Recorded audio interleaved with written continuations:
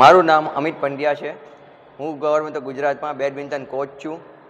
આજ રોજ તારીખ 11ના જામનગર જિલ્લાની ખેલ મહાકુંભની સ્પર્ધા જેએમસી ખાતે ખેલ મહાકુંભ સ્પર્ધાનું બેડમિન્ટનનું આયોજન 3.0નું કરેલ છે અને અહીં ભાઈઓ અને બહેનોએ અંડર 11 ભાઈઓ બહેનો, અંડર 14 ભાઈઓ બહેનો અને ઓપન એજ કેટેગરીમાં 40+ ભાઈઓએ ભાગ લીધેલ છે।